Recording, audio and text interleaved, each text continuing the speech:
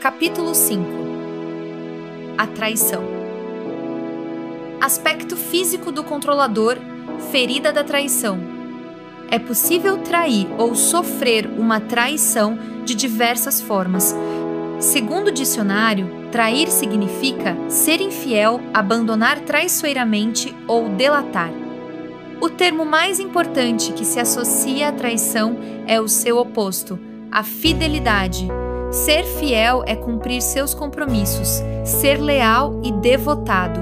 Podemos confiar numa pessoa fiel. Quando a confiança é destruída, podemos ser vítimas da traição. Essa ferida é despertada entre os 2 e os 4 anos de idade, no momento em que a energia sexual se desenvolve, engendrando assim o complexo de Édipo. Essa ferida é vivida com o genitor do sexo oposto. A alma que quer trabalhar essa ferida atrai para si um genitor com quem terá uma forte conexão de amor e estabelecerá uma grande atração mútua, logo, um forte complexo de Édipo. Segundo Sigmund Freud, criador da psicanálise e da teoria do complexo de Édipo, todos nós vivemos esse complexo, mas em diferentes graus. Toda criança, sobretudo entre os 2 e os 6 anos, apaixona-se pelo genitor do sexo oposto ou pela pessoa que desempenha esse papel, pois é nessa idade que sua energia sexual se desenvolve. Daí em diante, a criança passa a lidar com sua força vital, sua força sexual, a que representa sua capacidade de criar. É natural que, ao nascer, o bebê grude na mãe e tenha uma enorme necessidade de sua atenção e de seus cuidados. Mas a mãe deve seguir com suas atividades cotidianas e cuidar dos outros membros da família também, como fazia antes da chegada do bebê. Se ela se curva a todos os seus caprichos a ponto de se tornar sua escrava, a criança começa a achar que pode substituir o pai e satisfazer a mãe sozinha. Nesse caso, segundo o Dr. Freud, a criança não passará pela fase dipiana essencial ao seu desenvolvimento, o que lhe será muito prejudicial psicológica e sexualmente quando adulta. Atravessar bem a fase edipiana significa que a criança foi capaz de reconhecer que o pai foi essencial em sua criação. Mesmo que ele não esteja presente, a mãe deve fazer a criança perceber que esse pai existe e que é tão importante quanto ela própria. Assim que a criança começa a compreender que houve a união dos 2 sexos para concebê-la, ela desenvolve o interesse pelo sexo oposto. Desenvolve então um desejo inconsciente de fazer um bebê com o genitor do sexo oposto. Ao mesmo tempo, é seu poder de criação que se desenvolve. Isso explica o comportamento das meninas que tentam seduzir o pai e dos meninos, a mãe. Eles fazem de tudo para obter o afeto do genitor do sexo oposto e vão tentar protegê-lo, apesar da decepção de não receber a atenção desejada. Quando o genitor do mesmo sexo da criança magoa do sexo oposto, a criança vivencia essa mágoa e pode chegar a desejar a morte do genitor que ela vê como vilão. Infelizmente, na maior parte do tempo, o complexo de Édipo é mal vivenciado porque a mãe é possessiva demais em relação ao filho e o pai em relação à filha. Quanto mais desvalorizado o pai, mais difícil resolver o complexo de Édipo. Observei que aqueles que são vítimas de traição não resolveram seu complexo de Édipo quando jovens. Isso significa que seu apego ao genitor do sexo oposto é muito maior, o que mais tarde afetará suas relações afetivas e sexuais. Eles tenderão a compará-lo o tempo todo ao seu parceiro ou criarão expectativas irreais a respeito de seu companheiro por causa do que não receberam do pai ou da mãe. No momento do ato sexual, essas pessoas sentirão mais dificuldade de se entregar completamente, pois temerão ser enganadas pelo outro. A alma que encarna com o objetivo de curar a ferida da traição escolhe pais que utilizam a sedução com a criança e que são mais centrados em si mesmos. Esse tipo de pai e mãe faz com que a criança sinta que eles precisam dela, e tudo que a criança quer é que o genitor do sexo oposto se sinta bem. Ela tenta por todos os meios ser especial para ele. Um homem que sofre da ferida da traição me contou que, Quando criança, sua mãe e suas irmãs o valorizavam dizendo que só ele conseguia deixar os sapatos brilhando quando os engraxava ou o chão da casa limpíssimo quando varria. Portanto, ao executar essas duas tarefas, ele se sentia especial. Ele não compreendia que era manipulado pela sedução.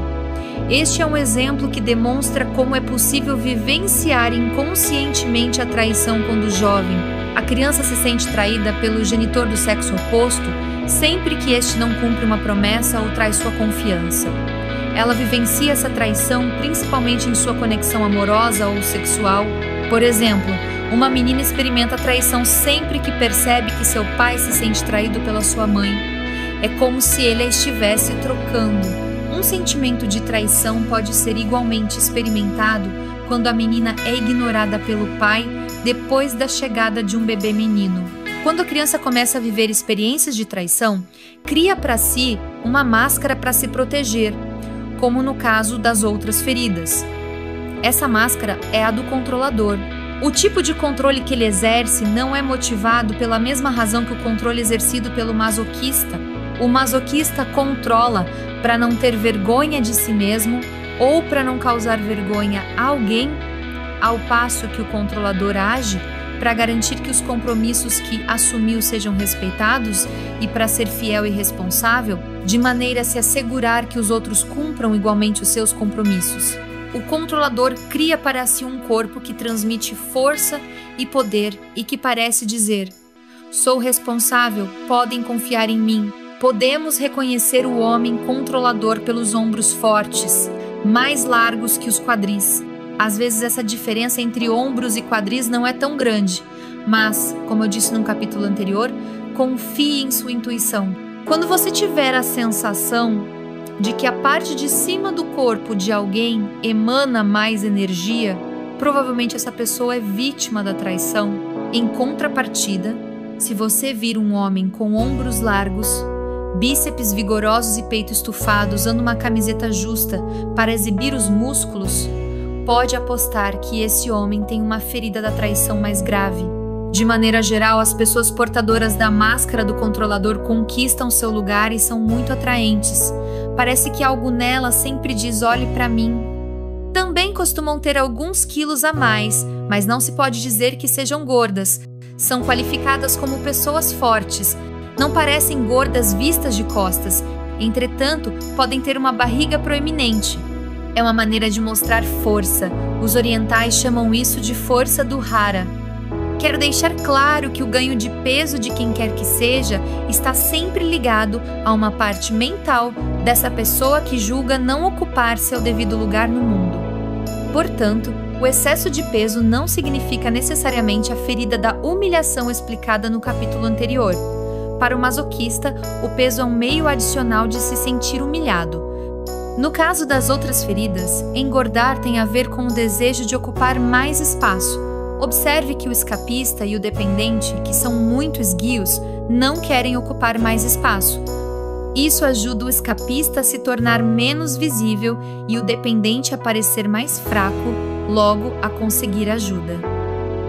Quando o controlador olha para uma pessoa, ele tem o dom de fazê-la sentir-se especial, importante. Seu olhar é intenso e sedutor. A intensidade de seu olhar o ajuda a perceber o que acontece à sua volta. O controlador também usa muitos olhos para manter o outro à distância ou para intimidá-lo. Dessa forma, protege-se, dissimulando sua fraqueza, sua vulnerabilidade ou sua impotência.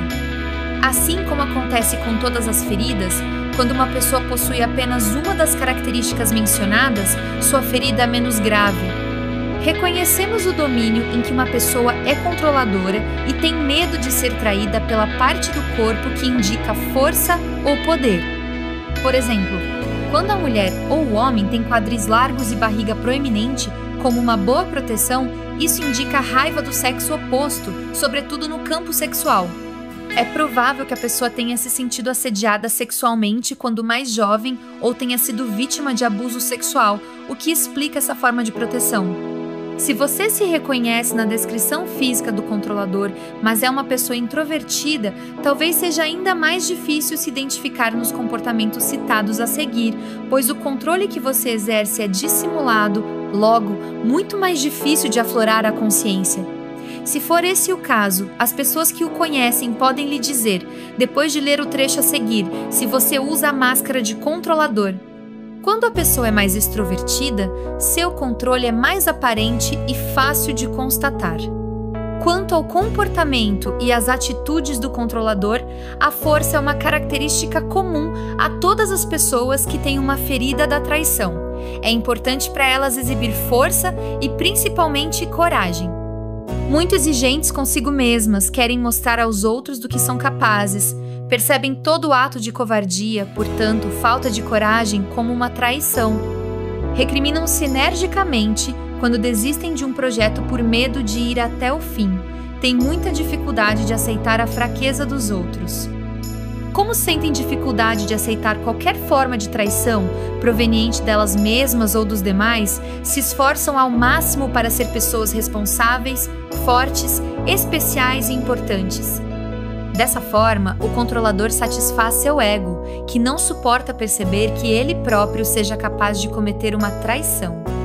Não se esqueça de que todas as nossas feridas são expostas para nos lembrar de que, se os outros nos fazem sofrer, é porque fazemos a mesma coisa a eles ou a nós mesmos. Isso pode não ser compreendido nem aceito pelo ego. Se você se reconhece na máscara do controlador e sente certa resistência ao ler estas linhas, é o seu ego que resiste e não seu coração. Entre as 5 feridas, o controlador é o que cria mais expectativas com relação aos outros, pois gosta de prever e controlar tudo. Mencionei num capítulo anterior que o dependente também cria muitas expectativas com relação aos demais, mas são expectativas referentes à sua necessidade de ser ajudado e apoiado, devido à ferida do abandono. Assim, ele se sente importante. As expectativas do controlador, por sua vez, têm como objetivo verificar se os outros estão fazendo direito o que devem fazer e se são confiáveis. O controlador também tem grande habilidade para adivinhar as expectativas alheias. Em geral, quando diz ou responde alguma coisa, é em função das expectativas do outro, o que não significa, porém, que ele tenha a intenção de fazer realmente o que acaba de dizer. O controlador tem uma personalidade forte, afirma suas crenças com veemência e espera que concordem com elas. Forma rapidamente uma opinião sobre determinada pessoa ou situação e tem convicção de que a razão está do seu lado. Afirma seu ponto de vista de maneira categórica e quer, a todo preço, convencer os demais. Diz com frequência, "Você entendeu?", para se certificar de que foi bem compreendido. Acredita que quando alguém o compreende, é porque está de acordo com ele, o que, claro, não é verdade. Perguntei a várias pessoas controladoras se elas se davam conta de que, ao exprimir sua opinião, tentavam me convencer de algo, mas elas não tinham notado que faziam isso. Toda máscara tem um ponto em comum. No momento em que a pessoa veste, ela não tem consciência de que o faz. Aqueles que a cercam, em contrapartida, veem com mais facilidade a máscara usada por ela. A pessoa controladora toma cuidado para não se colocar em situações de confronto em que não teria o controle. Quando se vê rodeada de pessoas que considera rápidas e fortes, ela se retira, temendo não estar à altura. O controlador é veloz em suas ações. Compreende ou quer compreender tudo prontamente, afligindo-se quando levam muito tempo para explicar ou contar alguma coisa. Interrompe com frequência e responde antes mesmo que seu interlocutor tenha terminado. Em contrapartida, se alguém ousa lhe dar o mesmo tratamento, responde irritado: "Deixe-me terminar, ainda não concluí." Talentoso e ágil, ele não tem a mínima paciência com os lentos e precisa se esforçar para não se estressar com eles. É muito comum ele tentar controlar os outros nesse tipo de situação. Por exemplo, seguir de automóvel outro motorista que dirige lentamente o deixa impaciente e furioso. O pai controlador, por sua vez, exige que seus filhos sejam rápidos e aprendam depressa. o mesmo se dá no que diz respeito a si próprio. Quando a coisa não anda no ritmo que ele quer, e principalmente quando é defrontado com algum imprevisto, ele se enfurece. Adora ser o primeiro a terminar o que quer que esteja fazendo, em especial quando se trata de uma competição. Terminar em primeiro lugar é ainda mais importante do que fazer direito. Às vezes chega a mudar as regras do jogo para que o vento sopre a seu favor. Quando os acontecimentos não correm segundo suas expectativas, ele se torna agressivo. Mas não se vê como uma pessoa agressiva. Enxerga-se, na verdade, como alguém que marca presença, que é forte e não se deixa engabelar.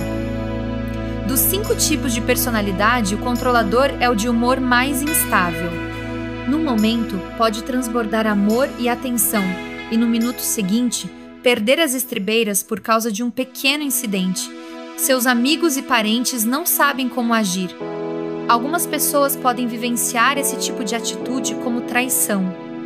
O controlador deve, então, trabalhar a paciência e a tolerância, sobretudo quando uma situação o impede de fazer as coisas à sua maneira e segundo suas expectativas. Por exemplo, se estiver doente, ele fará de tudo para se curar o mais rápido possível a fim de poder continuar a cuidar de seus afazeres. Quando os de seu convívio adoecem, ele não tem paciência. O controlador é levado a futurizar, isto é, a tentar prever o futuro. Sua mente é muito ativa. Quanto mais intensa a ferida, mais ele quer ter o controle de tudo para evitar ser vítima de traição. Os principais inconvenientes dessa atitude são o desejo de que tudo aconteça como ele previu e a criação de um monte de expectativas com relação ao futuro. Essa atitude o impede de viver bem o aqui e agora. Por exemplo, quando está no trabalho, fica planejando as férias, mas quando estas chegam e ele embarca para longe, passa a programar seu retorno à labuta ou se preocupa com o que está acontecendo em casa durante sua ausência. Em geral, ele fica mais ansioso por verificar se tudo se dará como ele previu do que por desfrutar do momento presente. O controlador gosta de chegar com antecedência para garantir o controle de tudo. Detesta se atrasar e não tolera as pessoas que se atrasam, embora isso lhe dê outra oportunidade de controlá-las, tentando mudá-las. Fica aflito quando termina uma tarefa fora do prazo ou alguém lhe entrega um trabalho com atraso.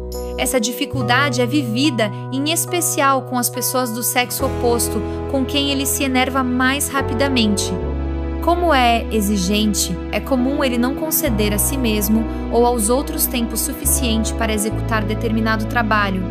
Para ele, é tão difícil delegar uma tarefa quanto confiar no outro para realizá-la.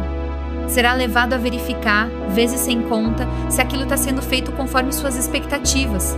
É igualmente difícil para o controlador mostrar a alguém como fazer algo e esse alguém demorar para aprender. Ele não tem tempo a perder. Então, quando delega, são atividades fáceis ou tarefas pelas quais não será criticado se não forem bem feitas. Eis porque o controlador precisa ser rápido. Ele faz quase tudo sozinho. Quando isso não acontece, ele se dedica a vigiar os que o ajudam. Ele é mais exigente com os outros do que consigo mesmo. Tem a tendência de confiar com mais facilidade nas pessoas do mesmo sexo que ele e de vigiar e controlar mais as do sexo oposto. Ressalto que a ferida da traição é despertada no controlador sempre que ele está na presença de uma pessoa relapsa com seus deveres. O controlador, julgando-se trabalhador e responsável, não aceita o ócio. Segundo ele, uma pessoa só tem direito ao ócio depois que executar todas as tarefas pelas quais é responsável. Ver uma pessoa sem fazer nada, sobretudo do sexo oposto, lhe dá nos nervos. Qualifica-a de preguiçosa e desconfia dela. Ele sempre dá um jeito para que todos saibam de tudo que realizou, como procedeu e quanto fez. Assim, veem como é responsável e como podem confiar nele. O controlador detesta não ter a confiança dos demais. Considera-se tão empenhado e talentoso que acredita que todos devem sempre reportar-se a ele. No entanto, não enxerga sua própria dificuldade de confiar nos outros. O controlador resiste a se abrir com quem quer que seja, pois teme que um dia suas confidências sejam usadas contra ele. Precisa confiar de verdade em alguém para que este se torne seu confidente. Em contrapartida, é o primeiro a contar aquilo que lhe confidenciaram, porque acredita que tem uma boa razão para fazê-lo. Gosta de acrescentar uma pimentinha ao que os outros dizem ou fazem. Por exemplo, quando uma mãe repreende o filho, o pai controlador, passando ao lado deles, reforça: "Você ouviu o que sua mãe acabou de falar?" O assunto não é da sua conta, mas mesmo assim ele mete o bedelho. Se essa situação acontece com uma menina, há fortes chances de que ela vivencie isso como uma traição, sobretudo quando é a queridinha do pai e este não sai em sua defesa quando a mãe a castiga. Em geral, o controlador gosta de ter a última palavra, e é por isso que sempre tem alguma coisa a acrescentar a tudo ou a quase tudo. Interfere exageradamente nos assuntos alheios. Como é rápido em perceber as coisas que se passam à sua volta e se julga mais forte do que os que estão ao seu redor, costuma se encarregar de tudo. Acha que deve ajudá-los a organizar suas vidas. Não compreende que age assim para ter o controle. Cuidando dos outros, pode controlar o que eles vão fazer e também como e quando farão. Quando o controlador se ocupa dos problemas alheios, ele tem a sensação de que os outros são mais fracos do que ele. Esta é uma maneira disfarçada de exibir a própria força. Enquanto não acreditar de verdade em sua força, fará de tudo para tentar demonstrá-la aos outros. Por outro lado, o controlador é muito sensível, mas essa sensibilidade não aparece, pois ele está ocupado demais em mostrar sua força. Como já vimos, o dependente cuida dos outros para garantir ajuda e apoio. O masoquista age assim para ser uma boa pessoa e não envergonhar ninguém. O controlador, por sua vez, cuida dos problemas dos outros para não ser vítima de traição ou para se certificar de que esses indivíduos corresponderão às suas expectativas. Se você se vê como uma pessoa que se julga responsável por dar um jeito na vida de todos aqueles a quem ama, sugiro que analise detidamente sua motivação. O ego do controlador prevalece facilmente quando alguém o repreende, pois ele não gosta de ser vigiado, em especial por outro controlador. Experimenta grande inquietação diante de pessoas autoritárias, pois julga que elas querem controlá-lo. Justifica-se e sempre encontra uma boa razão para fazer as coisas à sua maneira. Admite com bastante dificuldade seus medos e recusa-se a falar de suas fraquezas. Desde criança gosta de fazer as coisas sozinho. Ele quer fazer tudo do seu jeito, mas adora que os outros o reconheçam, o felicitem e principalmente notem o que fez. Ele evita mostrar sua vulnerabilidade, temendo que outra pessoa se aproveite disso e o controle. Gosta de se mostrar impetuoso, corajoso e forte sempre que possível. Costuma se guiar pela própria cabeça. Diz aos outros o que querem ouvir, mas só faz o que quer.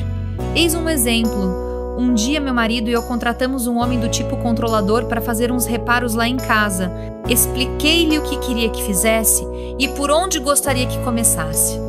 Percebi que ele não estava concordando nem gostando que eu lhe dissesse o que fazer, uma vez que era ele o especialista. Tentou me convencer a adotar sua maneira de ver as coisas, sem levar em conta as minhas prioridades. Respondi que compreendia seu ponto de vista, mas que, considerando nossas necessidades, meu marido e eu preferíamos outra coisa. Está bem, respondeu ele. 2 dias mais tarde, no entanto, descobri que ele tinha feito tudo do jeito dele. Quando lhe comuniquei meu desagrado, pois não fizera nada como eu havia pedido, suas justificativas já estavam todas prontas. Ele deu um jeito de ter a última palavra, pois já era tarde demais para refazer tudo. Mencionei anteriormente que o controlador não gosta das pessoas autoritárias, mas ele não se dá conta do número de ocasiões em que dá ordens e decide pelos outros. Acho muito curioso observar um controlador ocupando um cargo de direção ou vigilância num lugar público como um restaurante, um hospital, uma loja, etc. Ele quer saber tudo o que se passa, dá sua opinião sem que esta seja solicitada, não consegue se abster de acrescentar um comentário ao que os outros fazem ou dizem. Certo dia, num restaurante, observei um garçom controlador dar ordens a outro garçom que tinha todas as características do escapista. O controlador dizia sem parar ao escapista como ele devia servir, e o escapista erguia os olhos para o teto em sinal de irritação. Eu acabara de transmitir minhas impressões ao meu marido, dizendo-lhe que aqueles dois eram bem capazes de se engalfinhar, quando o jovem escapista que nos servia dirigiu-se à nossa mesa e começou a nos contar como a situação estava difícil para ele e que planejava pedir demissão em breve. Conhecendo essas feridas, não me admirei ao ouvir tais declarações, pois um escapista que se sente muito rejeitado prefere fugir a enfrentar a situação. O mais interessante nessa história é que o garçom controlador não era sequer seu chefe ou superior. Simplesmente julgara por bem transformar o outro em um profissional tão bom quanto ele próprio. O controlador parecia dominar bem a clientela, se mostrava muito orgulhoso com seu trabalho e não se dava conta de sua atitude autoritária. Estava mais ocupado em mostrar ao patrão que era um bom funcionário e que podiam confiar nele em qualquer situação. Do seu ponto de vista, o outro garçom deveria lhe ser grato pela ajuda que ele oferecia, o que chamamos controle. O controlador chama de ajuda. Como meu marido e eu comemos muito em restaurantes quando viajamos, acho bastante útil conhecer os diferentes tipos de ferida, pois isso me ajuda a saber a maneira de abordar os garçons. Por exemplo, sei que se eu fizer uma observação desagradável a um garçom controlador ou lhe comunicar um erro que cometeu, ele começará imediatamente a se justificar, podendo inclusive mentir para salvar sua reputação e não fazer papel de tolo. Se minha abordagem for controladora, não obtenho dele o que quero. Ele precisa sentir que faz as coisas porque quer e não porque lhe é imposto. Vivi certas experiências em que o garçom me fazia esperar de propósito, só para mostrar quem teria a última palavra. Quando alguém tenta convencer o controlador de uma ideia nova, ele em geral se mostra cético. O mais difícil para ele é ser pego de surpresa, não ter tempo de se preparar. Despreparado, ele corre o risco de não deter o controle e, por conseguinte, ser controlado. Como para ele, o fator surpresa é uma emoção difícil de vivenciar. Sua primeira reação é retirar-se e ficar em estado de alerta. Ele precisa pensar e estar preparado para toda e qualquer eventualidade. Não gosta que os outros mudem de ideia e ele se veja numa situação inesperada. Mas, quando é ele quem decide, se dá o direito de mudar de ideia a seu bel prazer. Uma mulher com ferida da traição me contou que, quando era jovem, sempre tentava antecipar as reações do pai. Quando ela esperava ser repreendida por ter feito alguma tolice, ele não fazia nada.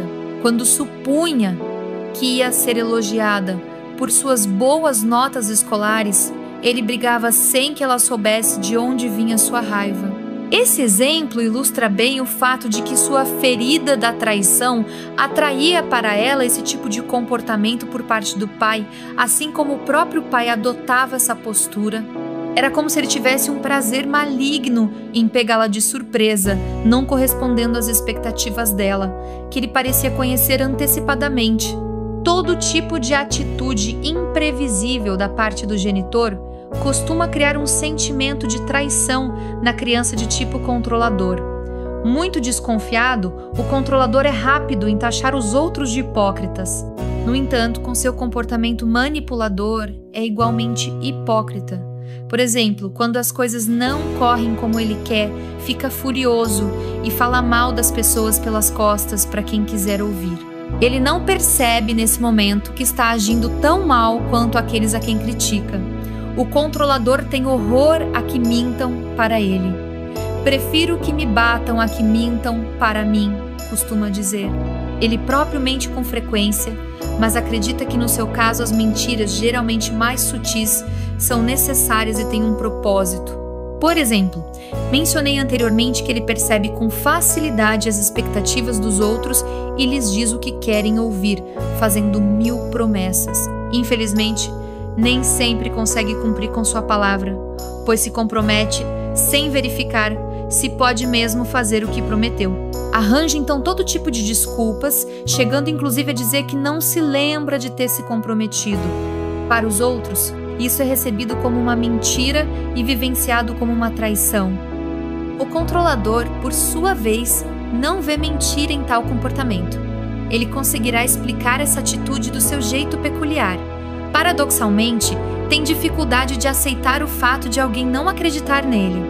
Se não confiam nele, acha que está sendo traído. É para evitar esse sentimento doloroso de traição que ele faz de tudo para que confiem nele. Em minhas oficinas, um grande número de mulheres se queixa do marido que as manipula e as domina, mentindo constantemente. Pude constatar que a maioria desses homens é formada por controladores. Não estou dizendo que todas as pessoas controladoras mentem, mas isso parece mais provável de acontecer com as que têm esse perfil. Se você se reconhece nessa ferida, aconselho a ficar bem atento, pois é comum um mentiroso não se dar conta de que mente. Você pode inclusive perguntar aos que o conhecem bem se tem a impressão de que você às vezes mente. O controlador tampouco tolera as pessoas que trapaceiam. Porém, quando ele mesmo trapaceia jogando cartas, por exemplo, diz que é para fazer rir ou para ver se notariam. Se trapaceia em sua declaração de imposto de renda, diz que todo mundo faz a mesma coisa. Além disso, o controlador não gosta de se ver numa situação em que deva denunciar os erros de alguém, como um colega de trabalho, por exemplo. Ele sabe que quando alguém faz a mesma coisa com ele, sente isso como uma traição. Por isso, não gosta de fazer a mesma coisa com os outros. Há alguns anos, em minha empresa Ecotiton Corps, uma funcionária recém-contratada passava, por telefone, informações erradas aos clientes. Aquilo aconteceu durante várias semanas até outra funcionária me relatar o caso. Fui então conversar com o rapaz que trabalhava ao lado dela para saber se havia percebido algo. Ele me confessou que sabia desde o início, mas que dedurar não fazia parte de suas tarefas. Não é difícil o leitor imaginar que minha parte controladora, que sempre prezou a reputação da empresa, ficou furiosa. Com efeito, a reputação do controlador é muito importante. Quando alguém faz ou diz alguma coisa capaz de afetar a boa reputação que tenta manter, ele se sente insultado, pois vê isso como uma grave traição. Será capaz de mentir para obter ou salvaguardar sua imagem. Para ele, ser considerado uma pessoa confiável, responsável e que cuida bem dos negócios é o mais importante. Quando fala de si, não se mostra completamente, só revela o que é bom para sua reputação. Hesita muito em ser avalista de alguém num empréstimo financeiro, pois teme por sua reputação se o outro não pagar. Se, após muita reflexão, decide ser fiador de outra pessoa e esta não respeita seu compromisso, o controlador vive o episódio como uma traição grave. Também é do tipo que não gosta de se endividar e, quando isso acontece, paga o mais rapidamente possível para manter seu nome limpo. Pude notar que os pais controladores agem mais em função de manter a própria reputação do que visando a felicidade dos filhos. Tentarão convencê-los de que é para seu bem, mas eles não são tolos. Sabem quando os pais pensam mais em si mesmos. O pai controlador quer decidir por eles, enquanto aquele que pensa verdadeiramente na felicidade dos filhos procura antes saber o que os faria felizes. As pessoas controladoras não gostam de se ver numa situação em que ficam sem respostas. É por essa razão que prezam o conhecimento e gostam de aprender sobre muitos assuntos. Quando alguém lhes faz uma pergunta, tentam achar uma resposta mesmo correndo o risco de dizer uma tolice, pois para elas é muito difícil responder, não sei. Quando alguém diz, eu não sabia, o controlador julga ser quase um dever replicar, pois eu sabia. Não me lembro de onde li isso, mas eu sabia, ou isso não me é estranho. Infelizmente, nem sempre é verdade. Eu já sabia uma expressão muito usada pelo controlador. Ele se sente ofendido quando se intrometem em seus assuntos. Se uma pessoa intervém ou responde em seu lugar, sente-se igualmente ofendido, pois acha que o outro não confia em sua capacidade. Ele não se dá conta de que, volta e meia, intervém e fala pelos outros. Por exemplo, um homem casado com uma mulher dependente, ferida do abandono, estará sempre lhe dizendo como e por que fazer isso ou aquilo. Infelizmente, esse tipo de mulher sofre em silêncio. Devo acrescentar que no relacionamento de um casal, quando um dos parceiros é controlador e o outro dependente, o primeiro precisa da fraqueza e da dependência do outro. Ele se julga forte porque controla o parceiro, mas na realidade, o que se estabelece é apenas outra forma de dependência. Quando dois controladores moram juntos, cria-se uma relação de disputa por poder. Todos os exemplos citados são vividos como uma traição por um controlador. Se você está surpreso com isso, é porque sua definição da palavra traição é muito limitada. Trabalhei anos a fio para chegar a essa percepção. Eu via claramente no meu corpo os traços da ferida da traição, mas não conseguia detectar a relação entre o que se passava na minha vida e essa ferida. Minha principal dificuldade era fazer o elo com meu pai, com quem eu vivia um intenso complexo de Édipo. Adorava-o de tal forma que não via como poderia me sentir traída por ele e, principalmente, não admitia que podia detestá-lo. Finalmente, vários anos depois, consegui admitir que ele não correspondia às minhas expectativas de homem responsável. Venho de uma família em que as mulheres costumam tomar as decisões e os homens as seguem. Descobri esse comportamento tanto nos meus pais como em meus tios e tias. Concluí que as mulheres assumiam todas as responsabilidades, pois eram mais fortes e capazes. Os homens, portanto, eram fracos, já que não controlavam nada. Na realidade, minha concepção era falsa, pois não é porque uma pessoa não toma decisões que ela é fraca ou irresponsável. Também fui obrigada a redefinir as palavras responsabilidade e compromisso. Quando me dei um tempo para repensar o que acontecera na minha infância, compreendi que minha mãe tomava a maior parte das decisões, mas que meu pai cumpria todos os compromissos que assumia com ela, bem como suas responsabilidades. Quando uma decisão tomada por minha mãe tinha resultados ruins, meu pai assumia as consequências daquilo na mesma medida que ela. Logo, era um homem responsável. Para compreender a noção de responsabilidade, atraí para mim um primeiro marido e 2 filhos que eu considerava irresponsáveis e que tentei controlar durante muito tempo, até perceber que eu tinha essa opinião geral sobre todos os homens. Isso explica porque eu tinha sempre um pé atrás com o sexo oposto. Aliás, como todo controlador. Para me ajudar a curar minha ferida da traição, atraí para mim um segundo marido, ele também portador dessa ferida. Graças a ele, pude verificar meus progressos e reduzir minha ferida. Constatei então uma grande diferença entre meu comportamento com ele e o que eu tinha com meu ex-companheiro. O controlador também tem medo de compromisso, o que resulta de um temor ainda maior, o medo de faltar com o compromisso. Ele acha que descumprir o prometido é sinônimo de traição.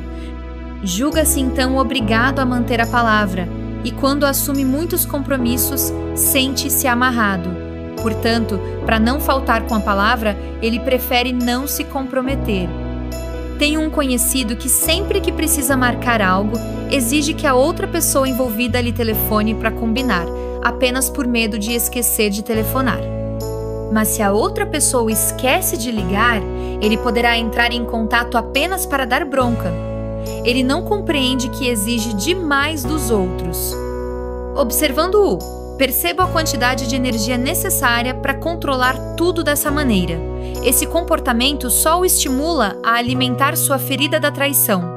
Pessoas portadoras da ferida da traição sofreram com o fato de o genitor do sexo oposto não cumprir seu compromisso de acordo com as expectativas que a criança tinha de um pai ideal. Conheço um senhor, hoje com mais de 60 anos, que na adolescência morava sozinho com a mãe, que saía com todos os homens que não hesitassem em gastar muito dinheiro com ela. Ele tinha 15 anos quando a mãe foi embora com aquele que se dispôs a lhe oferecer uma fortuna. Ela colocou o filho no internato, o que o fez sofrer de abandono e, sobretudo, traição. Adulto, sua maneira de atrair as mulheres era gastar dinheiro com elas e não se comprometer efetivamente em nenhuma relação. Julgava assim vingar-se da mãe, mas na realidade ele precisava curar a mesma ferida que aqueles homens que ele julgava seduzirem sua mãe com dinheiro. Em minhas oficinas, muitas participantes relataram que, ao engravidarem de um homem que tinha medo de se comprometer, ele insistia que fizessem um aborto. Esse tipo de incidente, nas portadoras da ferida da traição, traz uma nova camada ferida. É muito duro aceitar a ideia de que o parceiro se nega a assumir a responsabilidade pela criança que quer nascer. Mencionei anteriormente que o controlador reluta em confiar em alguém. No entanto, ele demonstra mais confiança quando não há interesse sexual envolvido. Ele é muito sedutor, mas sua ferida é tão grave que ele prefere que as pessoas do sexo oposto sejam amigos em vez de namorados. Sente-se mais confiante com amigos, usa frequentemente a sedução para manipular os outros e, em geral, é muito bem sucedido nisso. O controlador será, por exemplo, o genro preferido da sogra, pois a terá encantado com belas palavras. Em contrapartida, ficará ressabiado diante de outro sedutor. Ele sabe de imediato quando outro tenta seduzi-lo e não se deixa levar. Ao falar de sedução, não me refiro necessariamente à sedução na esfera sexual. Ele pode utilizá-la em todos os domínios de sua vida. O maior medo do controlador é a dissociação. É o tipo de pessoa que tem dificuldade de aceitar, por exemplo, um divórcio. Para o controlador, essa é uma grave derrota. Se a separação é proposta por ele, é porque tem medo de trair o outro e ser acusado de traidor. Se vem do outro, ele o acusará de traição. Além disso, uma separação evidencia que ele não teve o controle da situação. Entretanto, parece que são os controladores que vivem mais separações e rupturas. Se eles têm medo de se comprometer, é igualmente porque têm medo de se separar. Esse medo os leva a atrair relações amorosas em que o parceiro não queira se comprometer. É uma boa maneira de não enxergarem que são eles mesmos que não querem compromisso. Quando dois controladores vivem juntos e a relação não vai bem, ambos adiam o momento de admitir que o melhor é se separarem. Para um controlador, estar dissociado significa sentir-se amputado ou isolado do outro. A propósito, a palavra dissociado é comum em seu vocabulário. Certa vez uma mulher me contou que basta se desentender com o marido para se sentir cortada ao meio, desesperada, com medo de uma separação. Em tal situação, perde completamente a autoconfiança. Ela também sofre da ferida do abandono, o que redobra seu medo da separação. Segundo minhas observações, a ferida do abandono se desenvolve na maioria dos controladores antes da ferida da traição. Os que decidem muito jovens não enxergar ou não aceitar o seu lado dependente encontram a força necessária para esconder sua ferida do abandono. É nesse momento que começam a cultivar uma máscara de controlador. Se olharmos bem essa pessoa, podemos ver a máscara de dependente em seus olhos tristes ou caídos, em sua boca caída ou em alguma parte de seu corpo com pouco tônus. É fácil imaginar a criancinha que, sentindo-se abandonada ou não recebendo atenção suficiente, decide seduzir seu genitor do sexo oposto a fim de chamar sua atenção e, acima de tudo, sentir-se apoiada por ele. A criança se convence de que é tão boazinha e adorável que o pai não precisa se preocupar com ela de uma maneira especial. Quanto mais tenta controlar o pai com essa atitude, mais expectativas ela cria. Quando suas expectativas não se realizam, ela vive a traição. Torna-se então cada vez mais controladora, veste uma couraça de força, julgando assim que não sofrerá outra traição ou abandono. É o lado controlador que incentiva o dependente a querer ser independente. Em certas pessoas, a ferida do abandono predomina sobre a da traição, ao passo que em outras a máscara de controlador prevalece. O homem que desenvolve belos músculos graças à musculação, como mencionado no capítulo sobre a ferida do abandono, mas cujo corpo volta a ficar flácido quando ele para de fazer exercícios, é um bom exemplo de uma pessoa com ferida da traição e do abandono. Se você se reconhece na descrição da máscara de controlador, mas não na de dependente, sugiro que não elimine tal possibilidade. Permaneça aberto à ideia de que também pode haver em si uma ferida do abandono. A ferida predominante no corpo é a que utilizamos com mais frequência no cotidiano.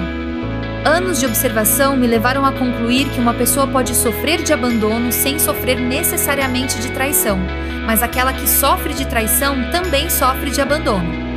Além disso, notei que várias pessoas cujo corpo indicava uma ferida do abandono quando jovens começaram, com a idade, a desenvolver as características da ferida da traição. O oposto também pode acontecer.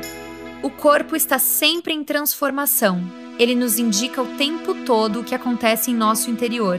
Você deve ter notado que há vários pontos em comum entre as pessoas que temem o abandono e aquelas que têm medo da traição.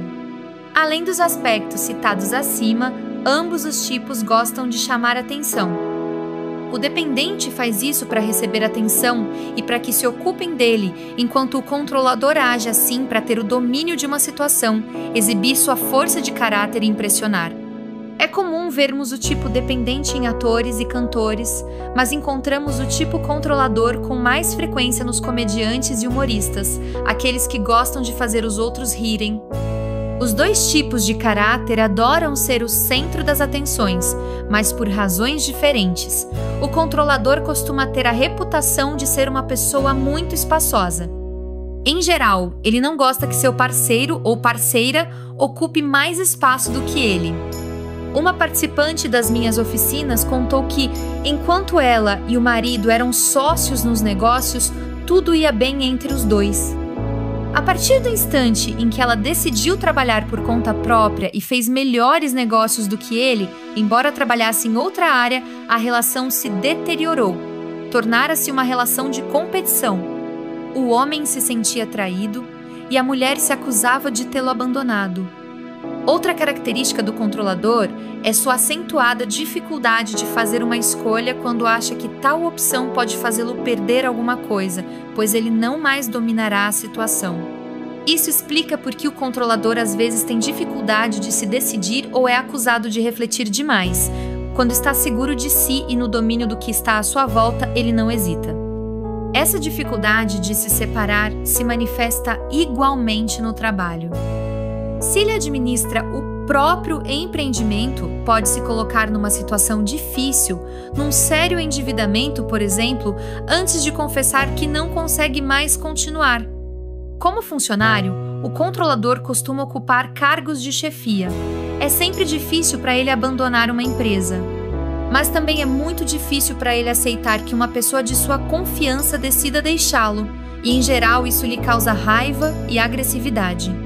O controlador, que em geral tem alma de chefe, gosta de dirigir outras pessoas. Tem medo de parar de controlar, pois acha que fazendo isso não será mais um líder. Mas, na verdade, é justamente o contrário. Quando o controlador deixa de controlar e se limita a dirigir apenas, ele se torna um chefe bem melhor. Existe uma diferença entre controlar e dirigir. Controlar é conduzir, administrar ou governar sob a influência do medo. Dirigir significa a mesma coisa, mas excluindo-se o medo. É dar uma direção sem necessariamente querer que a outra pessoa chegue lá à nossa maneira. É possível ser um chefe e continuar a aprender coisas com os subordinados. Sua alma de chefe às vezes o leva a liderar uma empresa, mas suas expectativas e o controle que ele quer exercer lhe dão muito estresse. Embora seja difícil para o controlador deixar as coisas seguirem seu rumo, é urgente e necessário que ele adote essa prática. Outro grande medo do controlador é a renegação. Para ele, ser renegado significa ser traído. Ele não percebe o número de vezes que exclui os outros, eliminando-os de sua vida. Por exemplo, ele se negará a dar outra chance a um indivíduo em quem perdeu a confiança.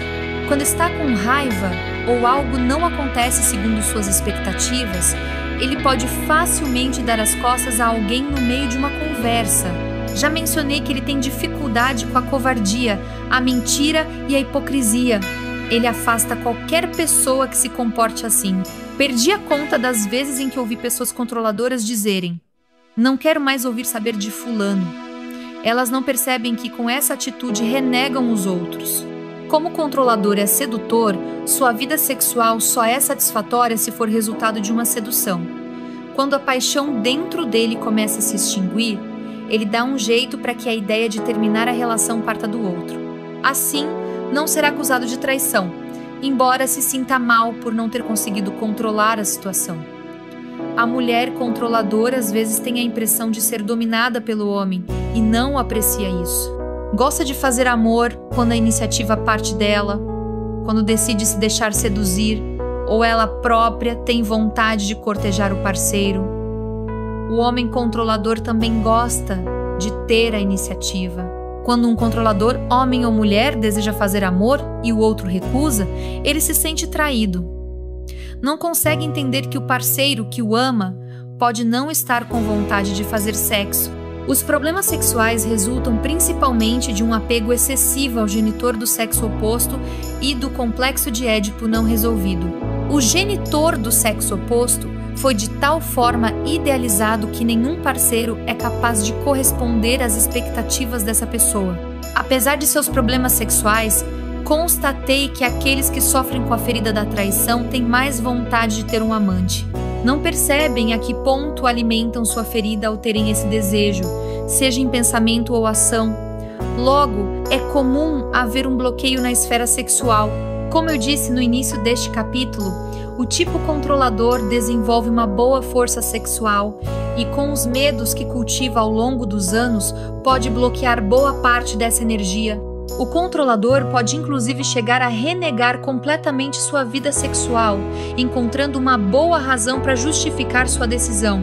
Com base em tudo que foi dito neste capítulo, está claro que a ferida da traição afeta a nossa maneira de nos comunicar.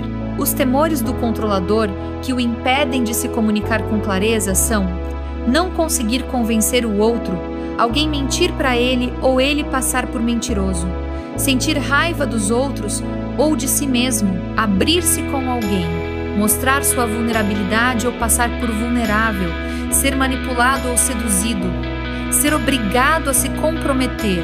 No que se refere à alimentação, o controlador é levado a comer depressa, pois não tem tempo a perder. Quando está muito absorto em uma tarefa importante, pode facilmente se esquecer de comer. Diz inclusive que comida não é importante para ele. Em contrapartida, quando decide se alimentar, come muito, podendo até mesmo perder o controle e ingerir muito mais do que seu corpo necessita. Vários controladores acrescentam sal mesmo antes de provar a comida. Certificam ter a última palavra a respeito de sua alimentação e, como fazem durante uma conversa, acrescentam sua pitada de sal. Eis algumas enfermidades e doenças que podem se manifestar no controlador. Agorafobia. A agorafobia vivida pelo controlador caracteriza-se mais pelo medo da loucura, ao passo que o portador da máscara de dependente tem medo da morte. Na verdade, a agorafobia é frequentemente diagnosticada pelos médicos como espasmofilia, problemas nas articulações. O controlador é tenso e costuma ter problemas ligados às articulações do corpo, principalmente os joelhos. Perda do controle corporal. Ele é propenso a ter enfermidades que envolvem a perda do controle de certas partes do corpo, como hemorragias, impotência sexual, diarreia, etc. Paralisia. Quando em situação de impotência total, pode ser afetado por paralisia. Problemas no sistema digestivo. Tem problemas constantes no fígado e no estômago. Doenças de natureza inflamatória. É mais propenso do que outros às doenças que terminam em ite, ou seja, de natureza inflamatória. Essas doenças são vividas principalmente pelas pessoas que, devido ao excesso de expectativas, mergulham na impaciência, na raiva e na frustração. Herpes bucal. É comum um controlador sofrer de herpes bucal, afecção que se manifesta quando ele acusa, conscientemente ou não, o sexo oposto de ser nojento. É também um meio de controle para não ter que beijar o outro. As indisposições e doenças mencionadas podem se manifestar em pessoas com outras feridas, mas parecem mais comuns nas que sofrem de traição. É importante compreender que seu genitor do sexo oposto que gerou em você essa ferida provavelmente viveu ou ainda vive essa mesma ferida com o próprio genitor do sexo oposto. Nada impede você de checar isso com ele. Fazer nossos pais falarem sobre o que viveram com seus pais quando eram jovens costuma ser uma experiência muito enriquecedora. Lembre-se de que a principal causa de uma ferida advém de nossa incapacidade de perdoar o que fazemos a nós mesmos ou o que impomos aos outros. Temos dificuldade em nos perdoar porque, em geral, não percebemos que nos recriminamos. Quanto mais grave a ferida da traição, mais frequente é o seu hábito de trair os outros ou a si mesmo, não confiando ou não cumprindo o que prometeu a si próprio. Recriminamos nos outros tudo o que nós mesmos fazemos, mas não queremos enxergar. Ressalto que as características e os comportamentos descritos neste capítulo só estão presentes quando uma pessoa veste sua máscara de controlador, julgando assim evitar viver a traição. Conforme a gravidade da ferida e a intensidade da dor, essa máscara pode ser usada apenas alguns minutos por semana ou praticamente o tempo todo. Características da ferida da traição: despertar da ferida entre os 2 e os 4 anos com o genitor do sexo oposto. Quebra de confiança ou expectativas não correspondidas na conexão amor, sexualidade. Manipulação. Máscara, controlador. Corpo, exibe força e poder. No homem, ombros mais largos que os quadris. Na mulher, quadris mais largos e fortes que os ombros. Peito estufado. Barriga proeminente. Olhos, olhar intenso e sedutor. Vê tudo rapidamente. Vocabulário, dissociado. Você entendeu? Sou capaz? Deixa que eu faço sozinho. Eu já sabia. Confie em mim. Eu não confio nele. Caráter, julga-se responsável e forte. Procura ser especial e importante. Falha em cumprir seus compromissos ou promessas. Mente com facilidade. Manipulador. Sedutor, tem muitas expectativas. Humor instável. Convicto de ter razão, tenta convencer o outro. Impaciente. Intolerante. Compreende e age rapidamente. Eficiente a fim de ser notado. Engraçado. Fechado. Não mostra sua vulnerabilidade. Cético. Medo de trair e ser traído. Maior medo: a dissociação, a separação, a renegação. Alimentação, bom apetite. Come depressa. Acrescenta sal e temperos em tudo. Consegue se controlar quando está ocupado, mas perde o controle depois. Doenças possíveis. Doenças em que se perde o controle das funções do corpo. Agorafobia, espasmofilia, problema no sistema digestivo, doenças de natureza inflamatória, herpes bucal. Se esse conteúdo fez sentido para você, já deixa o like, comenta aqui o que mais te marcou e compartilha com alguém que precisa ouvir isso hoje. Seu apoio faz toda a diferença para que eu continue trazendo mais vídeos como esse. Conto com você!